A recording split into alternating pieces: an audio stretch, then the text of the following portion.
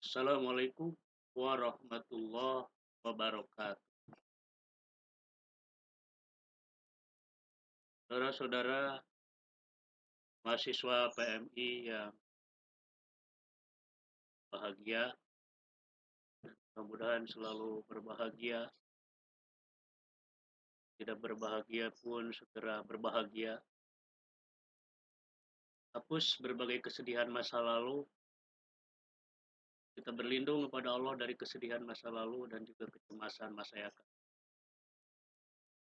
Nah, kalau kita mampu hapus ikan kesedihan masa lalu, kecemasan masa depan, Allah kebahagiaan akan terakhir. Saudara-saudara sekalian, pada perkuliahan saat ini kita memasuki pertemuan yang ketiga sesuai dengan RPKPS yang sudah saya bagikan. Pertemuan ketiga ini kita akan membahas tentang landasan etika dakwah.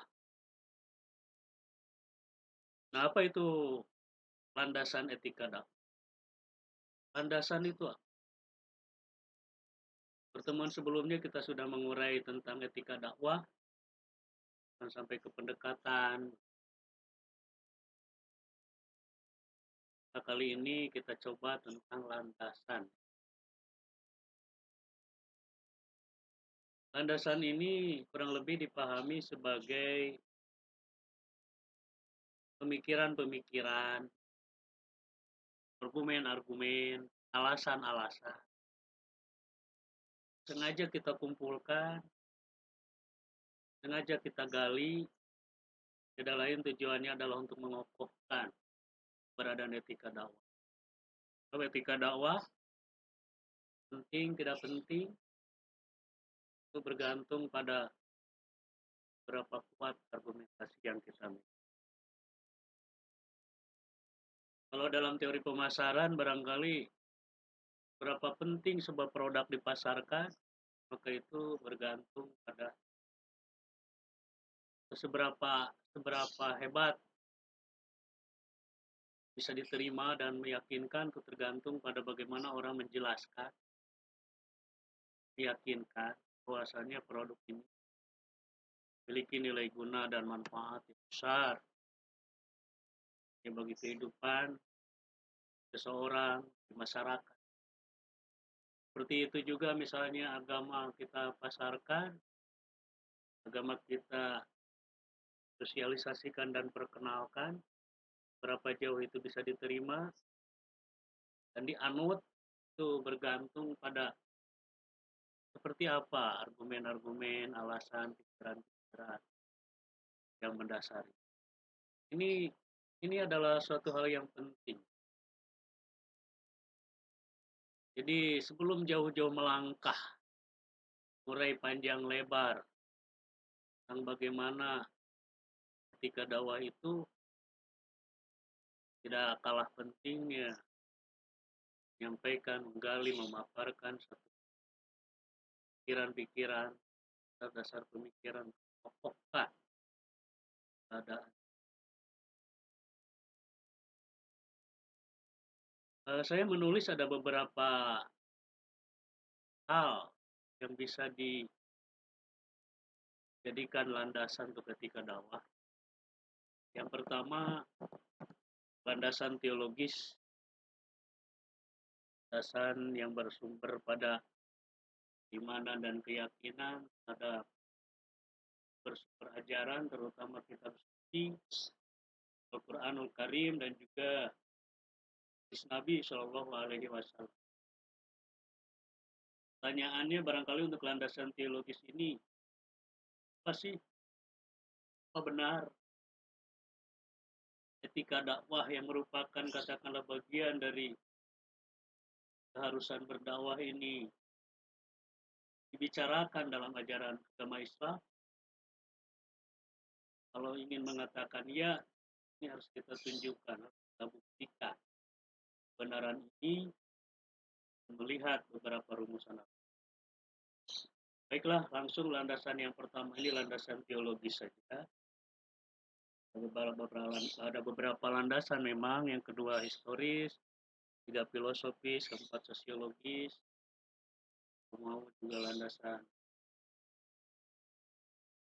logis misalnya, berdasar. Yang pertama ini landasan teologis. Benar, Al-Quran dan hadis itu sudah menancapkan bahwa dakwah akan dipandang baik, akan dipandang sempurna, manakala dakwah dengan memperhatikan prinsip-prinsip etika kemanusiaan.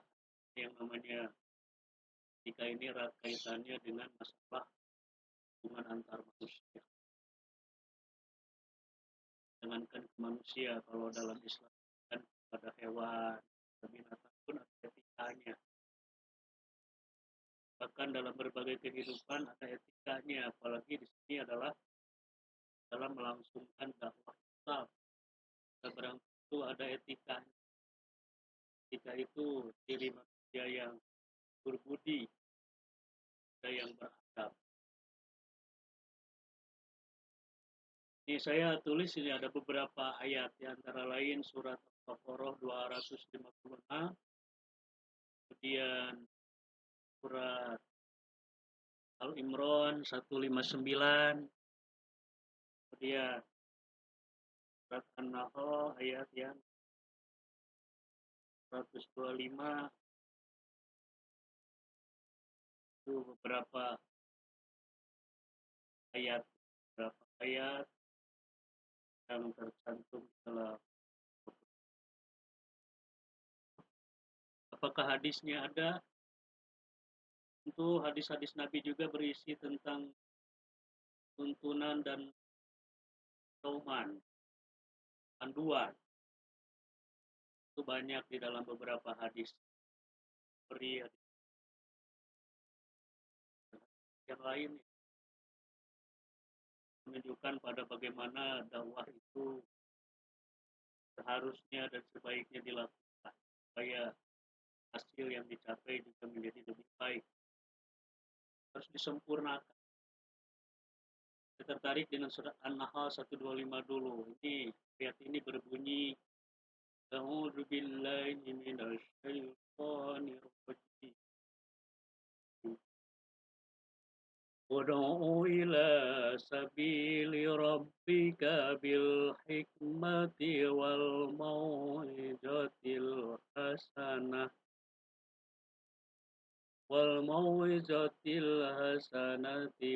wajadilhum billati hiya ahsan. Inna rabbaka huwa a'lamu biman dhalla an sabilihi wa huwa a'lamu bil muhtadin.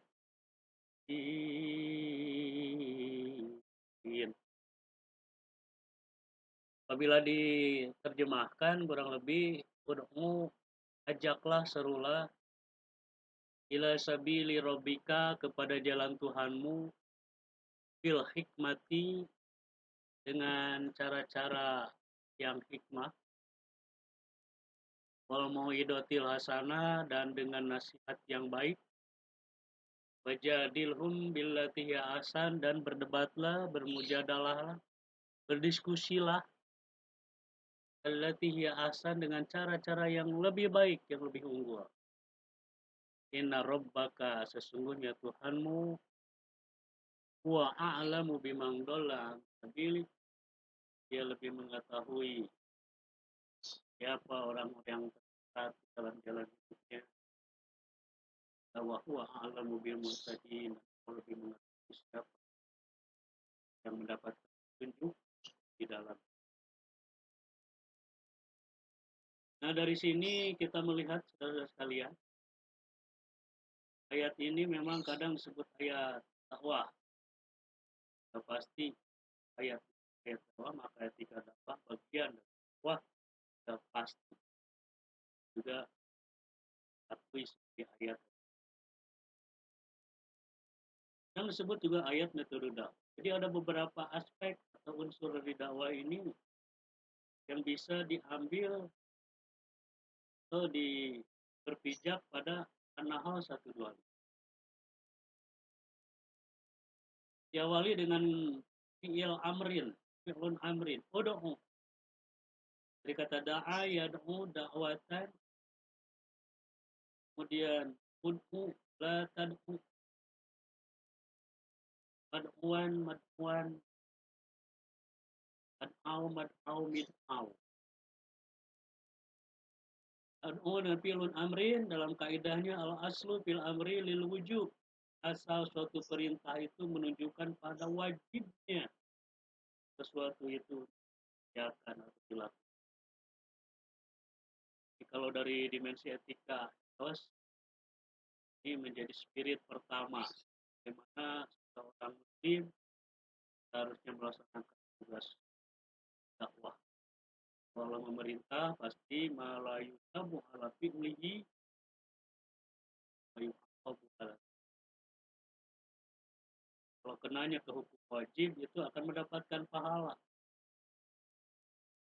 Jadi sering dia mau berdakwah besar pahala. Ini tentu pahala bergantung pada siapa sempurna. Jadi perintah ini tentu tidak sekedar perintah untuk menunaikannya, tetapi juga perintah untuk menyempurnakannya. Apa yang dimaksud menyempurnakan dakwah ini? Dakwah tidak sekedar menyampaikan pesan secara lisan atau tulis. Dakwah tidak sekedar seseorang menunjukkan perbuatan, tapi perkara-perkara yang bisa menyempurnakan penyampaian lisan maupun perbuatan itu juga include di dalamnya adalah bagian dari dakwah. Mala yutimul wajibu illa bihi bahwa wajib perkara yang tidak sempurna. Suatu kewajiban tidak sempurna kecuali dengan ditunaikannya yang menyempurnakan itu. Illa bihi bisa menyempurnakannya bahwa wajib. Segala hal yang bisa menyempurnakan pun itu sama jadi wajib. Apa itu misalnya? Orang dai tidak cukup hanya mengandalkan semangat, tetapi juga harus yang bagus itu adalah didukung oleh kompetensi keilmuan yang mumpuni di bidang dakwah bil basyir. Dakwah itu dengan ilmu, baik ilmu berkaitan dengan materi yang akan disampaikan, ilmu yang berkaitan dengan bagaimana cara menyampaikan, cara mengetahui objek penerima dakwah, dan juga hal-hal lain. Ilmu tentang faktor-faktor yang bisa menentukan terima ditolak dakwah. Dan kita berhenti hanya pelajari cara berdakwah, tetapi faktor-faktor kesuksesannya diabaikan. Hal soal dakwah itu dilakukan oleh seorang dai. Dai itu berada dalam sorot, bukan hanya dilihat pandai dan pintarnya dia bicara, komunikasi, tetapi juga bagaimana dengan aspek akhlak, keteladanan, bagaimana kepribadian, dan bagaimana juga apa namanya ketahuan, mungkin juga penampilan, mungkin juga jadi banyak aspek. Maka ini pun menjadi wajib orang berkarakter, memiliki keteladanan, sopan. Ada parameter-parameter yang sekira itu mendukung terhadap penyempurnaan dakwah, itu pun menjadi wajib. Jadi, kenapa ini dikatakan sebagai ayat etika dakwah? Karena ada faktor-faktor yang bisa menyempurnakan dakwah, itu pun melekat pada diri. Bolehlah ada sebuah teori tentang dai yang diterima oleh halayak, faktor karisma. Ternyata kata teori itu disebutkan hati itu sama kepribadian, personal quality. Kalau kita perhatikan dai-dai kondang, dai-dai hebat, menjadi tokoh-tokoh itu kepribadian, kita tidak meragukan. kemudian kemampuan komunikasi, communication skill, effectivity of communication skill, efektivitas skill komunikasinya itu pernah Agim itu ngomong katanya jangan bertele-tele, supaya jelas, efektif, komunikasi, skill. Kemudian yang ketiga ditopang juga oleh katakanlah faktor-faktor lain, kecerdasan, kuat, kreativitas, prestasi yang akan angkat martabat diri. Uswah, wah, keteladanan ya, bukan hanya piawai berprestasi, tetapi dirinya juga memang mampu menunjukkan. Jelas kalau dalam Al-Baqarah itulah tapulu rohina walakin pulung dona. Janganlah kamu mengatakan peliharalah kami, peliharalah kami. Tetapi katakanlah lihatlah. Orang mengatakan ketika mengatakan lihatlah kami itu berarti dia penuh dalam confident ya, rasa percaya dirinya sangat luar biasa. Karena memang segudang karya bisa disaksikan oleh saudara-saudara sekalian yang lebar ya. Jadi banyak faktor ya yang bisa menentukan keberhasilan dakwah, faktor-faktor jadi wajib. Terus telah kita yang kedua dari An-Nahl 125 ini adalah orang mengatakan ini ayat metode karena di dalamnya terkandung beberapa prinsip metode seperti bil hikmah, mau'idotil hasanah, dan mujadalah. Tafsir tertentu ini lumayan masuk hikmah aja bisa bikin tafsir mau'idoh hasanah, tafsir bahasa nanti. Tetapi yang menarik dalam kajian etika dakwah ini adalah kata-kata yang tertulis di belakang mau'idoh jadalah. Ada kata-kata hasanah. Ini hasanah ini menjadi standar ukuran terukur kebaikan. Ukur kebaikan, kesempurnaan dakwah. Jadi bisa jadi metode itu banyak ragamnya, tetapi apakah metode itu akan baik apabila diterapkan? Ini barangkali ada banyak faktor-faktor yang diperlukan. Nasihat itu baik, tetapi kadang-kadang menjadi tidak baik bagi si penerima. Begitu. Banyak hal yang dipandang baik, tetapi ternyata dianggap tidak pas, kurang pantas, kurang cocok. Jadi mungkin kita pernah dalam pengalaman keseharian jengkel kita dibuat karena level banget sedikit-sedikit ngasih nasihat. Jadi kan barangkali orang itu lagi sedang tidak mau menerima nasihat, tapi mentang-mentang semangat dakwah tinggi terus-terus diomelin terus ya, dinasehati terus ini cara bersepatu Anda, ini pakaian Anda, ini cara ngomong Anda, akan didikte. Ternyata orang tidak senang yang namanya didikte. Jadi nasihatnya itu sendiri baik, tetapi kita harus perhatikan sikon adalah hal jadi mau hidupnya yang hasanah itu yang kayak gitu. Mau itu dasarnya kasih sayang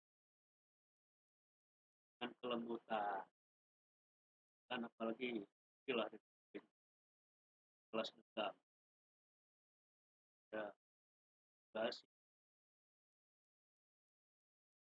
cara dia dengan jatuh. Jadi dasarnya itu kasih sayang. Kalau dasarnya kasih sayang, banyak sekali pertimbangan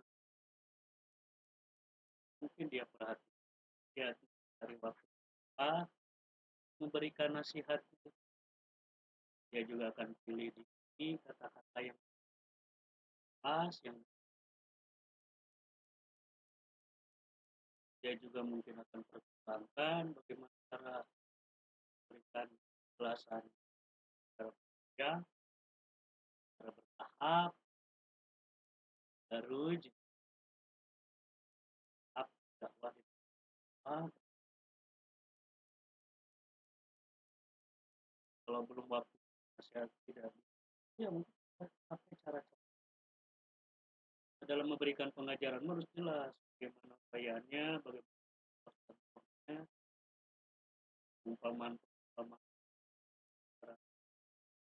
melaksanakannya bukan hanya teori atau memenuhi atau implementasi gimana implementasinya juga itu diperagakan contoh tahapan tahap kesabaran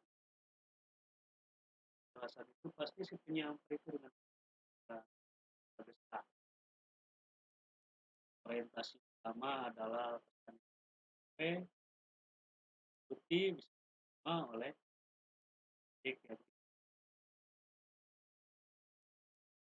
terus mujadalah juga ada kata ahsan. Well, ahsan ini menjadi parameter pada akhirnya. Bagaimana teknik yang baik? Kita diskusi itu katanya leadership bukan mencari kemenangan, tapi untuk bukan kebenaran. Kita kan diskusi belum apa-apa sudah pada pasang pada nama misalnya kita afiliasinya ke A, B, itu masa kita harus kalah dalam argumentasi kita harus meyakini. Nah, yang sedang dicari itu adalah sesuatu yang butuh tahan, ada problem yang harus dicari. Tapi kadang-kadang masing-masing tetap menunjukkan kesimpulannya sebagai satu yang terbaik. Kita mencari sesuatu yang bisa lebih maslahat. Harus jadi harus ada kata ahsan. Kalau hikmah tidak kata hasan atau hasan ya. Karena dalam kata hikmah tinggi dan dawabil hikmah itu kan bahwa dengan an dan situasi dan dakwah ke kalangan elit, gimana pelajar, mana uang, katakan begitu hasanah Pak pilih tahun kalangan ya ya itu tafsir yang kalau mujadalah kepada orang keras kepala di batu terus berdebat sampai misalnya berkutik-kutik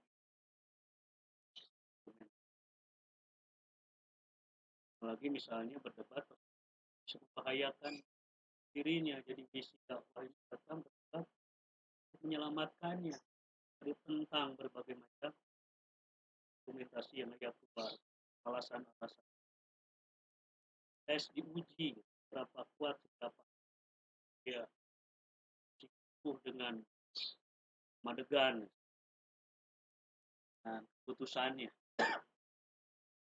orang kan dengan dalih agama tapi dunia bagaimana ini pikiran-pikiran yang landasi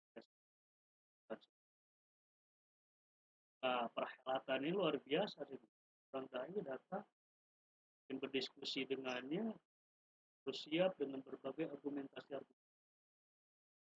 katakanlah yang kita jadikan lawan berkutik itu saudara-saudara sekalian apa dikatakan sebagai apa namanya ayat etika dakwah karena jalannya dan dimen penyempurnaan. Yang kedua surat Al-Baqarah ayat 250 ini berbunyi la ikroha fi. Tafsir katanya Rasul mengatakan, "La itibar lidukul ilalis." Tidak boleh ada pemaksaan. Jangan memaksa orang-orang untuk masuk ke dalam agama Islam. Apalagi orang-orang itu Muslim. Paksa. Ya, paksa itu biasanya apa? Zaman, teror, itu sebaliknya merayu. Dua hal itu tidak diterima, tidak dibenarkan. Bujuk rayu, ini, apalagi dengan rasa puas dan masuk ke kamu, jangan paksa panjang. Kenapa demikian? Ternyata hikmahnya itu katanya supaya agama ini, kalau dalam Islam ini betul-betul dirasakan sebagai mudah, berfungsi dalam kehidupan. Islam itu sesuatu yang dibutuhkan, bukan sesuatu yang harus dimiliki, apalagi dipaksakan dimiliki. Fungsional ada kehidupan, apalagi dunia darul imtihan wal ibtila, bahwa dunia itu adalah tempat dia dicoba. Karena itu apa, dengan apa dia, kekuatan apa yang kita berikan, kemampuan pada orang yang dihadapkan dengan ujian. Hanya di surat Al-Baqarah 6 itu sudah dijelaskan. Ayat lain, wala nabluhum bisyarri wal khair, akan benar-benar diuji dengan kebaikan dan diuji dengan takut, diuji dengan virus saat ini, pandemi.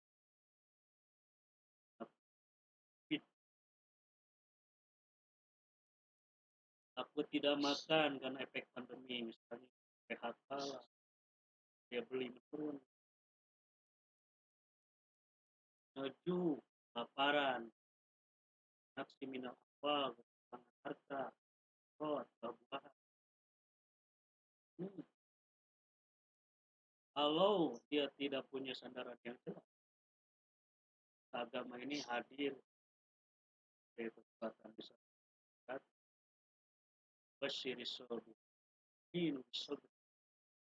Tolonglah kepada Allah dengan sabar dan salat. Salat itu jangan tinggalkan, harus tingkatkan. Khusyuk, tambah, tidak hanya yang wajib, sunat, juga mungkin jelas malam, air, dan siap. Di sini agama itu tidak dipaksakan, tapi ini juga menginspirasi bagaimana dakwah itu baiknya dilakukan, memberikan penjelasan yang kata yang dengan sikap yang ditunjukkan, simpatiklah, simpatik kata orang. Itu kadang-kadang suku dan kebaikan-kebaikan. Pemaksaan suatu agama dapat membatalkan makna dari agama. Mana dulu dalam sejarah India, Inggris, Tipu Sultan itu kan jajah Inggris yang menyampaikan barkan Islamnya itu sampai berkuasa. Ya, orang-orang tuh paksa masuk Islam itu karena takut, bukan karena. Saya beberapa waktu kemudian datang hasil menaklukkan orang-orang yang tadinya masuk pun bisa keluar kembali begitu mudah, jadi apa keadaan. Nah, dia ketika masuk Islamnya bukan pemahaman, cara. Intinya yang dikehendaki dari sini adalah bangun kesadaran. Pada tabayyana rusydu minal ghoi. Sungguh jelas mana petunjuk, mana petunjuk, manusia sudah diberikan kemampuan berpikir, akal pikiran, kemampuan memilih mana yang lebih baik dalam hidup. Kalau akalnya waras tapi masih jelek, itu patut ditanya. Kalau akalnya waras, sehat, pasti dia pilih baik untuk dirinya, kehidupannya, akan pilih yang dia akan menerima apa yang ditawarkan ajaran agama sesuatu yang katakanlah dibutuhkan oleh manusia. Hadirin seorang maklum dan hadirin ya pasan biasa pengajian gitu. Jadi apa namanya karakteristik dakwah Islam tidak ada pemaksa. Sudah maksa maka keluar dari yang bisa dipersoalkan, bisa disalahkan dari yang berdakwah dengan cara meminta, mendalih karena itu yang tidak cukup dengan semangat. Kemudian surat Al-Imran 159. Fabima rahmatin minallah. Fabima rahmatin Fabima rahmatin minallahi lintalah. Kalau kunta faddan ghalizal qalbi lan faddu min fa'fu anhum wastaghfir lahum wasyawirhum amr. Fa'idha ajamta fatawakkal 'alallah. Innallaha yuhibbul mutawakkilin. Maka disebabkan karena rahmat Allah engkau bersikap lembut. Seperti ingat bahwa bila kita menyadari betul bahwa kita ini hidup posisi sebagai Allah baru kita menyadari betul dengan sifat Allah yang marah, engkau bersikap lemah lembut, kita pun menjadi begitu penyayang, itu lembut, bukan hanya kepada manusia, kepada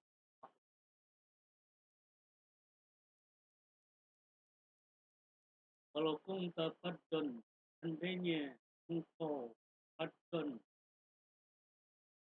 berhati sikap kasar, lidol qalbi berarti sikap keras, hati kasar, lidol qalbi yang pedu wajah garam, kata-kata yang keras,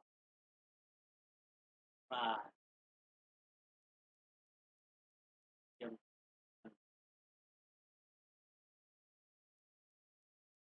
tadi salah, marah. Pasti orang-orang itu sudah lari menjauh. Pengholapannya berarti kita harus dengan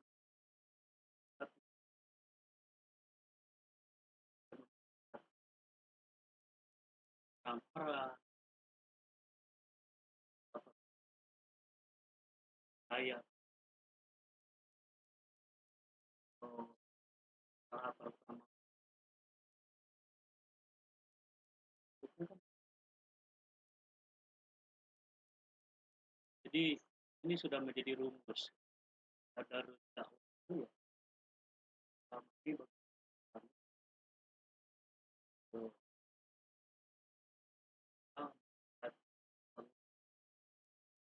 akan tertarikan data dan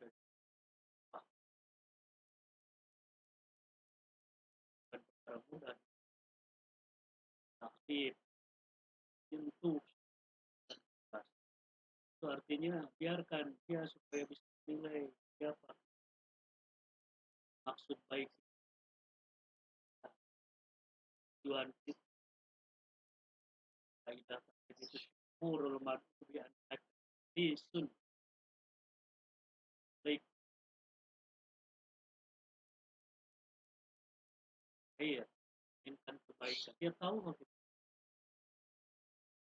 syukurul maghdubi annaka ad'u ila mabta'in.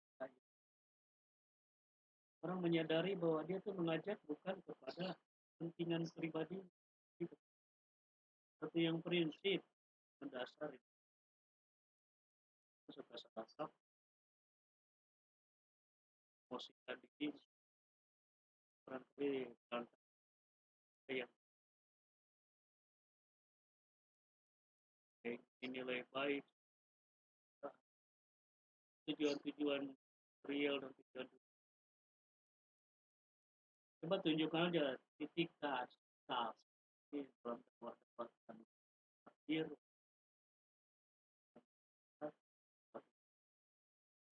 mau tidak mau harus yang pertama itu bagaimana membangun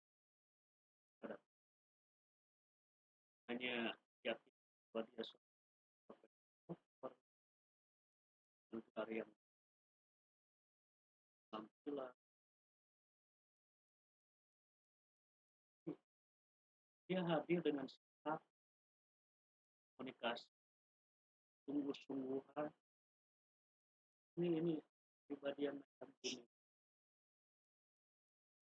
dibanding dengan awalnya kaum hari itu datang lokasi, dia datang ke tempat umum, dia datang kepada orang-orang yang berdepan,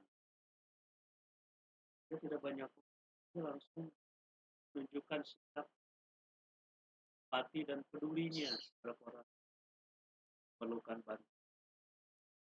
Dia katakan apa dapat siapa, ungkapan katakan ibu bapak itu berapa, gimana kabarnya, sakit atau sakit seberapa lama dia sudah mau ke dokter, begitu obat kayak gitu sudah obat ibu ini sebetulnya ada pengobatan sebentar ya. Maka kalau berhasil menolong, kalau dia berhasil maka sampai sembuh apa itu ya yang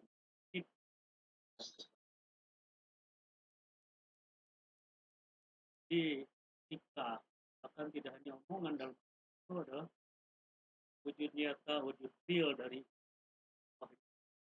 datang sebagai bagian Allah selamat. Oleh karena itu, saudara sekalian, kalau dakwah tidak mampu dilakukan, ajak lain mungkin kalangan artinya apa yang honor, karena dakwah itu bukan pribadi saya, tapi betul-betul bermanfaat bagi kualitas kita. Baik saudara sekalian, dipanjangkan yang pertama dari landasan teologis, kedua landasan historis, membuka saja bagaimana fakta sejarah terkait di keberhasilan bahwa dakwah Nabi Shallallahu Alaihi Wasallam itu memanglah kita akui pertama seorang Nabi, dia adalah orang pilih, tapi tidak sembarang orang dipilih itu dia punya kualitas yang baik, tadi yang kualitasnya. Ini kalau kita pelajari dari dakwah Nabi, kenapa bisa berhasil hanya dengan 23 tahun, 10 tahun di Mekah, 13 tahun di Madinah, masyarakat Quraisy, masyarakat di Jazirah Arab itu kemudian berduyun-duyun dalam surat Al-Jajah lu nabi dinilai berbondong-bondong masuk ke dalam yang diketahui awalnya dicaci maki tuduh tukang tipu ada pun orang gila pun buat persatuan. Jadi di sini ada ketabahan Rasul, bahan Nabi. Ke sisi yang lain banyak cuplikan-cuplikan kisah riwayat-riwayat, misalnya Zaid bin Zaid bin San'as, cerita Yahudi,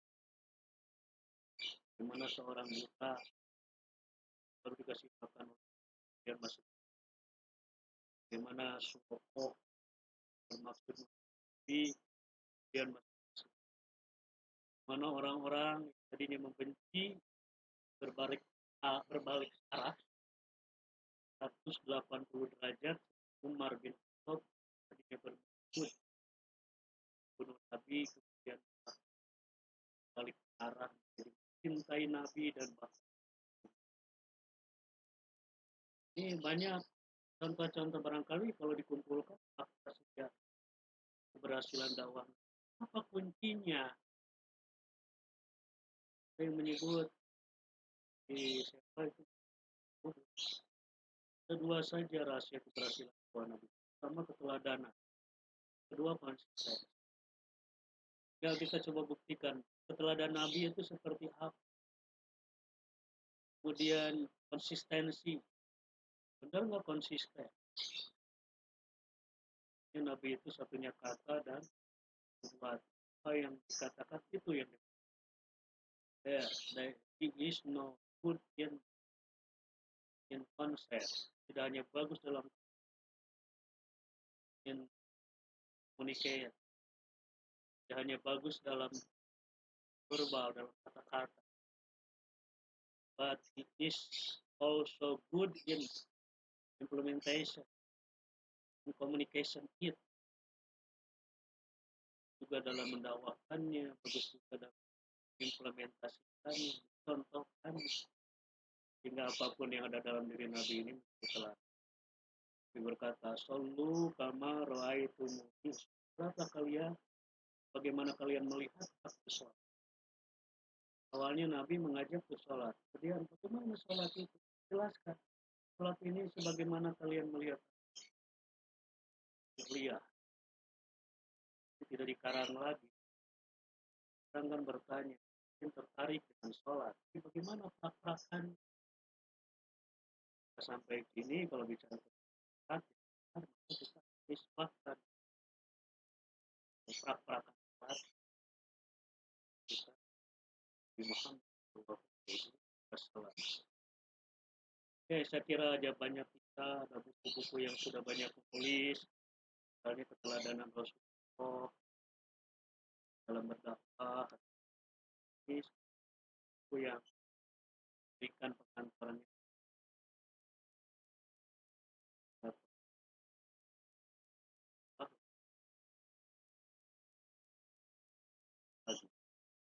itu tentang ensiklopedia dan gambar sebagai kepala rumah tangga, mungkin agama, kepala negara, sebagai pedagang jujur, sebagai hakim yang adil, sebagai ayah yang dicintai oleh suami yang begitu sayang terhadap anak-anak, anak marahi anakku yang lantaran bayi yang digendong oleh bis dia mengambilnya akan lalu berbuat orang tua akan dikembalikan efek dari kelakuan ini lembutlah terhadap Tapi kalau sholat terus itu digelayuti oleh dia memperlambat ruku dan sujud. Karena walaupun sedang sholat ternyata psikologis di bisa juga merasakan apa yang sebaik. Oke lah, tugas kalian sebagai pelajar baru mungkin lebih dari 10, mungkin 20, mungkin kisah kisah Nabi yang membuat orang kemudian masuk Islam. Sejarah masuk Islamnya para sahabat. Apa yang menjadi daya tarik mereka sehingga mereka mau masuk Islam. Ini menarik ya, pas untuk etika. Yang ketiga, ada argumen-argumen rasional. Penalaran logis yang menunjukkan kebutuhan manusia terhadap etika. Bahwa manusia adalah makhluk yang berakal. Makhluk yang selalu mencari seeker truth dari kita merasa puas ya, apalagi dalam dunia dihadapkan dengan banyak sekali seolah-olah kebenaran harus dia siap. Yang manusia memang ketika itu adalah seharian. Hewan tidak untuk beretik. Kalau manusia akan dikatakan sebagai kurang beradab, kurang beretik, karena ukurannya adalah kalbu. Nah, kalau sehat pasti kebaikan. Kemudian landasan sosiologis, ini argumen ilmiah atau fakta sosial teraktualisasinya nilai-nilai dalam pergumulan itu. Bahwa masyarakat itu patutnya nilai-nilai yang tumbuh dan berkembang di masyarakat. Ini menjadi bukti bahwa manusia patuh, manusia punya kebutuhan, punya keinginan, butuh keamanan, kenyamanan, tertiba, aman dari berbagai gangguan, bencana, dan mereka atur pola-pola hubungan di antara mereka, kekuatan yang jamin karena cita-cita. Baiklah, saudara-saudara sekalian, pilihannya itu antar pekerjaan, pahami, kira inilah menjadi landasan apa etika dakwah sebagai suatu disiplin bukan dan juga apa dakwah kita sekira jawaban bisa diterima. Baiklah, saya kira cukup sampai di sini. Dan pertemuan kali ini ketiga kuliah etika dakwah akan saya akhiri. Assalamualaikum warahmatullahi wabarakatuh.